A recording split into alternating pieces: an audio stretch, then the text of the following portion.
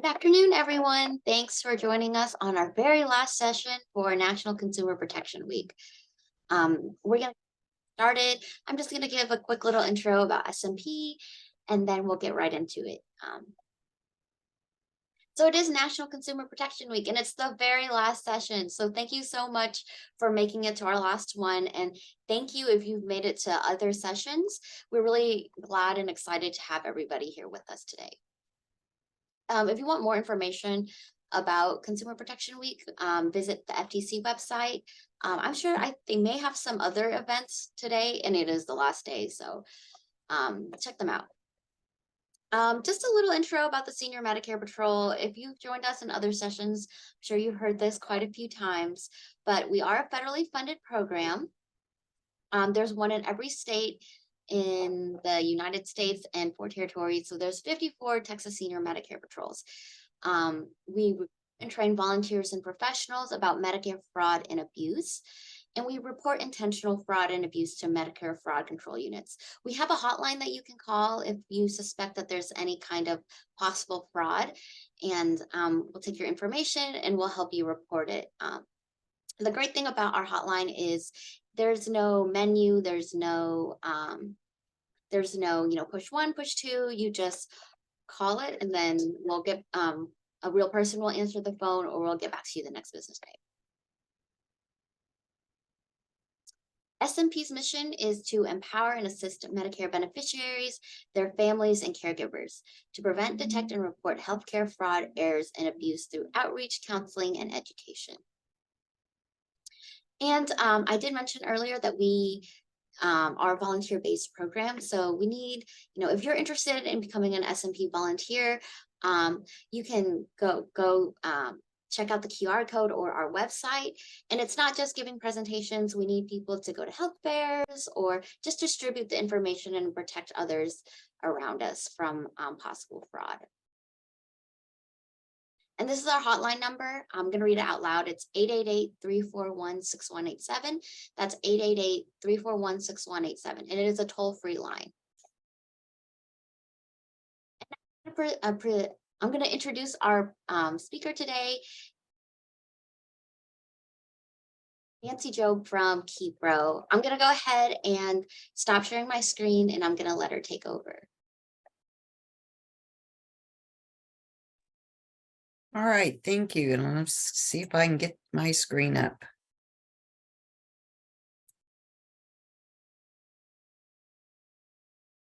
Are you seeing my screen? Oh, not yet. Did something wrong, I guess. 1 second.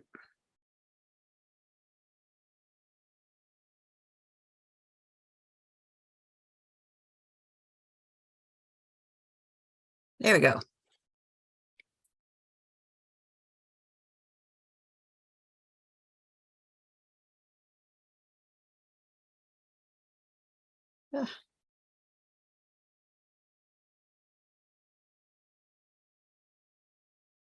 Oh, I am not able to.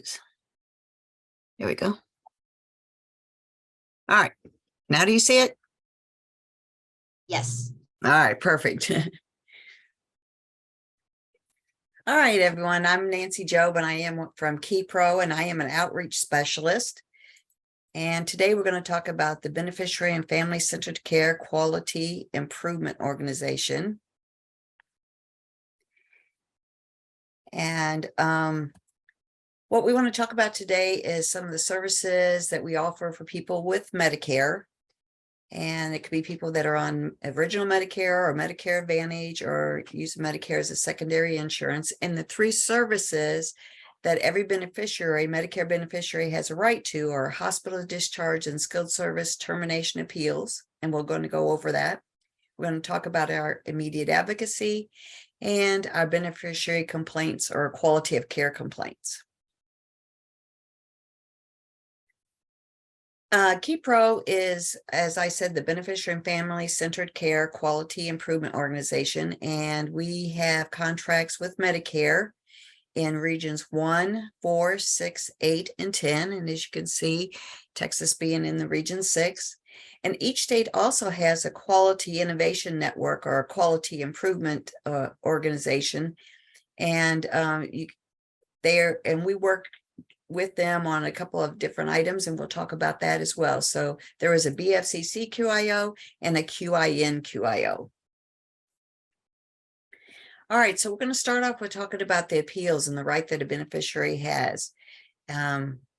With an acute care discharge, which if they're in the hospital or if they're in a skilled service termination situation, such as hospice, home health, skilled nursing facilities, those kind of outpatient services. As an acute care discharge appeal, what happens is when doctor comes in 4:30 in the afternoon and says, we're going to discharge you today. And beneficiary feels like, oh, wow, I don't really feel like I'm ready to go home. And you have a right to appeal that discharge. So at that time, the facility is going to bring to you, if you're in the hospital, an important message from Medicare, piece of paper, and top of it's going to say important message from Medicare. And in that piece of paper, it's going to explain to you that you have the right to discharge that. And it's going to give Kepro's phone number as to who to contact. And it's important that the doctor comes in at 4:30 or whatever time he comes in, that you contact Kepro by midnight that day of discharge. And of course, Kepro is probably not open at that time of day, but the first thing in the morning, they're going to answer that call. But you do not have to leave the facility if you have called us and started that appeal process.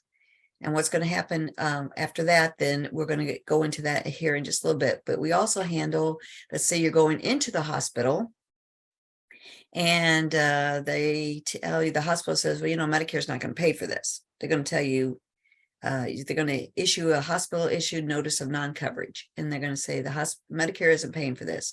Well, you do have a right to appeal that decision, because it may very well be that you may have an underlying condition that requires you to be hospitalized for a procedure or a test or something that is out of the norm. And so you do have a right to appeal that decision. And on the flip side, we also do reviews for the hospital when they come to us and say, the doctor won't discharge this patient, and then we can step in and review that as well.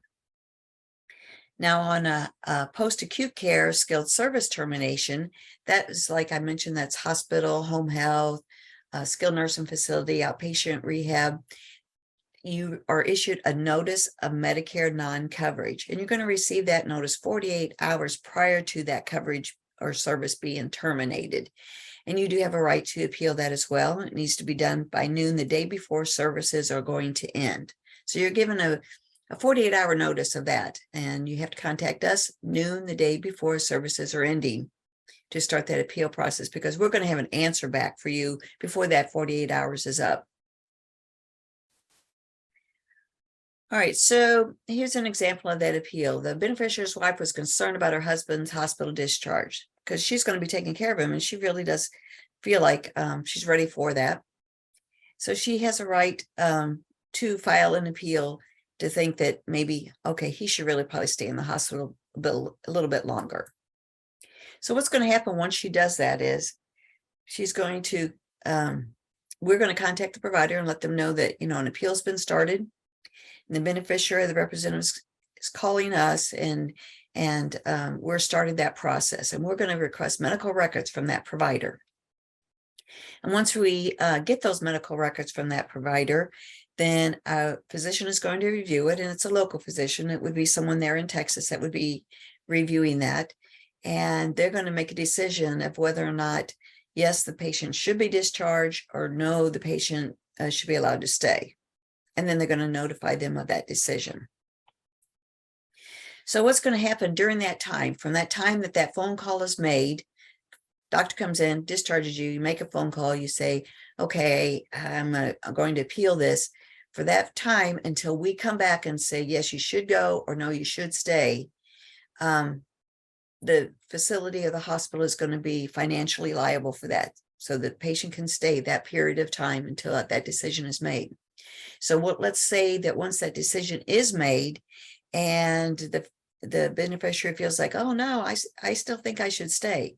Well, they can file a secondary appeal to that or a reconsideration and stay. However, if it comes back that, yes, we say you should go, then that beneficiary is going to be responsible from the stay from this time of the first decision to the second decision, but not the initial decision. So if you go, you start that appeal, we say, no, you should go be discharged, then, and you start another appeal, it's from that point to the next point that you would be liable if it did not go in your favor. However, if it did, then of course, then the facility is still responsible financially for that.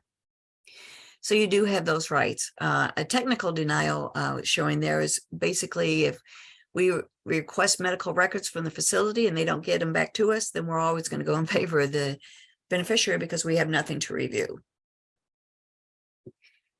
So, so it's really important on those time frames as far as contacting the Kepro by midnight if you're in a hospital setting, or by noon of the day before a service termination, such as outpatient rehab, skilled nursing, and such.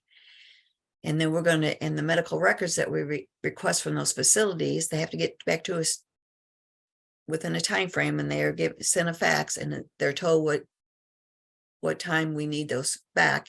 And if they're not, then that's where those technical denials come in. And of course, our voicemail is available. So, you know, if you're calling after hours, you're leaving a message, and then we are on that first thing in the morning. Now, for people that are in observation status, let's say they go into the hospital, and a lot of people don't even realize they're in observation status, you know, because they think they're in the hospital, they're admitted to the hospital, but they sometimes are not totally admitted. So we can only get involved if it is something that's an actual admission to the hospital, because observation status is actually taken care of in Medicare Part B as opposed to Medicare Part A. And at any point in time, you can check the status of your appeal on our website at keproqio.com /case status. So you can find out if, you know, where it lies, if they're waiting for medical records, or maybe a decision's been made, and you can see what that decision is. So if you have questions about the appeals, feel free to put that in the chat box, and we'll go over that at the end here and answer all the questions that you might have regarding that. Now, immediate advocacy is something that is available for anybody that's a Medicare beneficiary, and it is something that, you know, even as maybe an SMP volunteer, you might find it useful as far as if you're hearing about something that maybe isn't a fraud, or maybe isn't something that you can handle, but you feel like that beneficiary needs some assistance with some of their medical care in some way. That is a phone call to us, and what we try to do is resolve any complaints or concerns about their medical care or services. It could be something as simple as they're at home and you know that a wheelchair has been ordered, but they haven't received it, or a phone call. We can step in. We're kind of like a mediator between the beneficiary and a provider, in that we can step in and help that beneficiary find out, well, where's that wheelchair at? Maybe it's just something as simple as the medical equipment place never did receive that order for it. So therefore we can help by getting the provider to get that order to the medical equipment supplier, so that the beneficiary can get that wheelchair that they're needing to have a quality of care in their medical situation. So it's important that we try to resolve any issues very quickly. We try to do it in less than 8 hours. Sometimes it does take us a couple of business days, because maybe you're trying to call that beneficiary and they're not returning phone calls. Well, they sometimes do that with us. Not as often, but they will do that with us as well. So sometimes it takes us a while to get to the proper source of whatever the issue is that the beneficiary is having. But we do try to step in and help in any way that we can. So a Medicare beneficiary is going to call Kepro with a concern that they may have. And this is an example of one that a person has with the home health agency. She's supposed to get physical therapy, and what's happening is she's supposed to get like 30 minutes of physical therapy every day in a home health care setting. And her physical therapy is just doing it for like 10 minutes, 15 minutes. And she was concerned she wasn't getting everything she was needing to help her improve. So she contacted Kepro, and what happened is we gathered information from the beneficiary. She gave us permission to reach out to the home health agency, which we did. Social worker contacted the agency, and the agency agreed to participate in the immediate advocacy process and to find out what the issue was with this particular situation.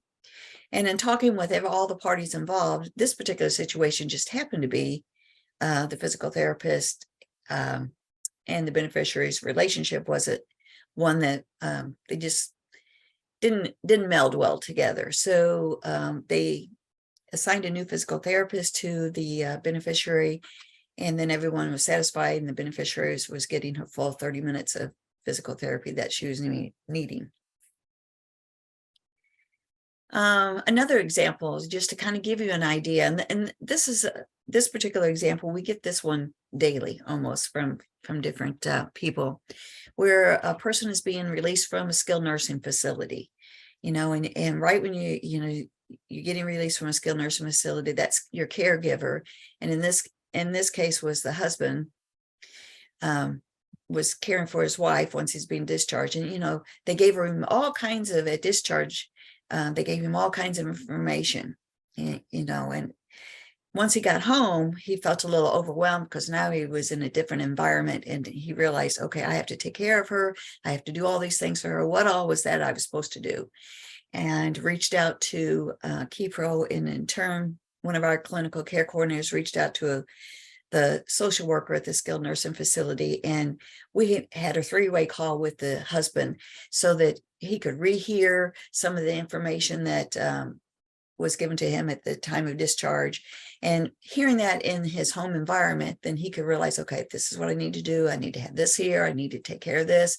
I need to do this. And he was able to set a routine and feel confident in taking care of his wife in that setting, so that he could help her on a daily basis. So this is something that, they may have reached out to the skilled nursing facility and wasn't getting the answers they need. So by us stepping in, we were able to make them all three everybody talk and make sure everybody understood and that he was feeling confident to take care of his wife. So if you have a question about the immediate advocacy, please feel free to stick that in the chat and we'll talk about it. Okay, the last of the three services that we handle are beneficiary complaints. Okay, this is a little bit different than what we just talked about with immediate advocacy. Immediate advocacy, we're trying to get a medical issue resolved immediately so that the beneficiary can continue on with their recovery or healthcare concerns that they have. A beneficiary complaint is something totally different. And it's going to be something that's going to be reviewable in a record, where immediate advocacy is just something that may have happened. So with the medical record reviewed beneficiary complaint, you may be talking to a particular, as a volunteer, talking to a beneficiary, or a beneficiary may have had something that happened, and anything within the last 3 years, and you're hearing about it, and you, as an SMP volunteer, it's not fraud, but it's certainly not something that you would like to see happen to another individual. So that's what a beneficiary complaint is. It's something that's happened to that beneficiary in their care, and boy, we wouldn't want to see that happen to somebody else. So we encourage them, and we'd ask you to encourage them to complete a CMS complaint form. And it's got to be filled out by the Medicare beneficiary or representative. And anything that we do find in that particular document is not admissible in a lawsuit. So if they're trying to get back up for a lawsuit, this particular avenue isn't going to help them. What that's going to help is to make sure it doesn't happen to anybody else. So how that's going to take place is the complaint form is going to be submitted to Kepro, and then a nurse is going to contact the beneficiary and get all the information that they possibly can get. And then they're going to get all the information from the provider or anything that might need the medical records to help substantiate the claim that this beneficiary is having. And then a physician reviewer is going to determine whether or not that care met professionally recognized standards of care. And if they feel like it did not reach that, we're going to contact that QIN, QIO. Remember, I talked about them in the very beginning. And then that QIN, QIO is going to develop a quality improvement plan, which may be something as much as maybe a retraining to staff, or maybe it's helping them understand maybe some of the medical standards of care that they did not comply with. But whatever it is, that quality improvement plan is going to be handled by the QIN, QIO, and a letter is going to be sent to the beneficiary or a representative to let them know of what was the findings, whether or not it was something that we did feel that was needed attention, or it was something that did not. If we find that it did not and the beneficiary still wants to pursue this, they certainly have a right for reconsideration for that particular issue. So here's an example of beneficiary complaint. A beneficiary goes to the emergency room with a stroke, and as there's a delay in treatment and the window for the proper medication was missed. So, there's a certain window of opportunity to receive a drugs for blood clotting so that there's not a worsening symptoms from that stroke. This particular case, that did not happen, and the beneficiary felt like it should have been started sooner and the outcome would have been better for them. So they reached out to Kepro because they didn't want that to happen to somebody else. So if you hear of that happening to someone else, that is certainly something to take care of, is to maybe encourage them to contact Kepro for. Hi, Nancy, there's a question in the chat. It says, what does QIN, QIO stand for? That's the Quality Innovative Network Quality Improvement Organization. So there's a BFCC, the QIO, and the QIN, QIO. So the QIN is Quality Innovation Network. They also handle other little programs like diabetes or heart programs that you have in your state as well. So you may know of them as far as the QIN, QIO in your area. And I think it's TMF is your QIN, QIO in Texas. So the Texas Medical Foundation. All right, so Kepro's hours are weekdays 9 to 5, weekends are 11, and holidays are 11 to 3. So anytime after that, voicemails are left, and we contact and check those first thing in the morning. And as always, translation services are available. And as an outreach specialist, I do presentations such as we're having here. I also have all kinds of information that I could provide for newsletters of your organizations that you might have or you're affiliated with. I love to do these webinars, and I serve on several advisory boards that if you find that any of my services could be helpful to you, that would be when I would want you to give me a call. I do not handle particularly individual cases. That would be calling the toll-free hotline, which is 888-315-0636. And we can put that in the chat box, 888-315-0636. But anything that has to do with outreach, then that's certainly something I would do. However, if you do call that helpline and you're having some issues with the helpline, I am happy to know about that so that I can refer that on to the proper authorities. So this is actually an old slide. I handle all the services that Brittany, the areas that Brittany and myself, Nancy Job, handles. Those would be my areas and my states that I take care of. So we talked about today about Kepro. We've been around for 35 years.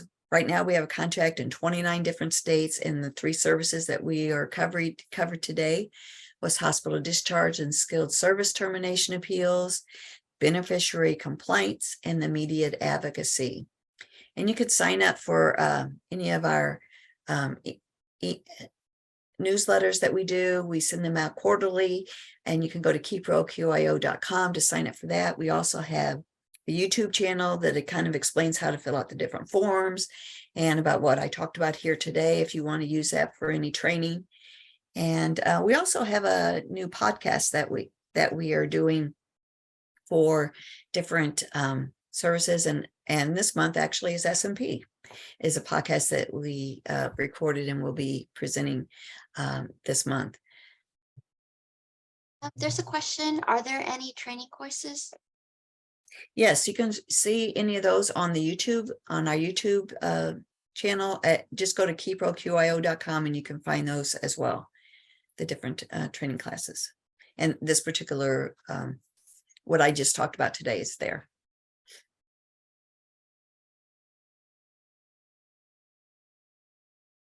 Okay, so as I talked about before, here's Region 6, is the toll-free number is 888-315-0636. These slides could be available to you, I think. Hey, did you send these slides out already? No, I have not. If you, Okay, I'll be happy to send them to you, and okay. then Yeah, you have if that as anybody well. wants to email for the slides, please feel free to. I'll put my email into the chat box. Okay. All right. Are there some other questions in there?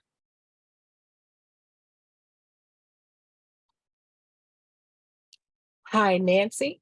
Yes.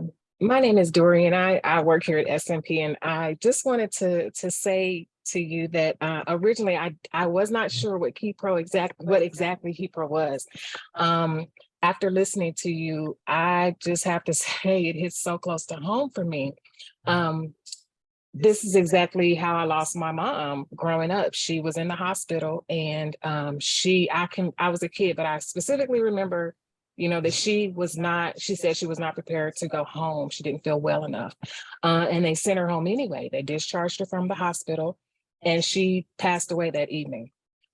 And so I just feel that if something like this, if we had access to it at that time, things could have been different. So I just wanted to let you know just how close to home this is for me, and how important that I see that the services Kepro offers are just invaluable. Just so much. I just appreciate that this is quality assurance is in place now in a lot of places. But my question is, do you all not provide services in Indiana? Just a quick question if you happen to know. We do not handle You're in that Indiana, but Levanta is the one that is in Indiana, but they're the BFCC QIO in Indiana. It's called Levanta. Levanta. Okay. That is good to know. That is very good to know. So thank you so much for the work that you all do. It's really, really important. So thank you. Well, I'm sorry to hear about that with your mother, but that this is just a testament to how Medicare has been improving and seeing issues that need to be taken care of, and developing different programs that will help for different issues. Yes.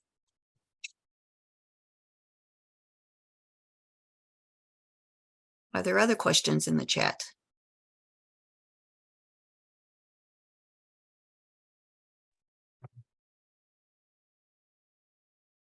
Questions? I guess if there's no questions, I don't want to hold anyone up. There are more questions, please feel free to email me. My email is in the chat box. If not, then I guess that's the end of the presentation. Thank you so much for everyone for attending our last Consumer Protection Week, our National Consumer Protection Week's presentation. Thank you so much to Nancy. And if you don't mind emailing me the slides, I can get that distributed to anybody that wants it. Absolutely. I appreciate you giving me the opportunity to spread the word in Texas. It was nice meeting you. Thanks, everybody. Thank you.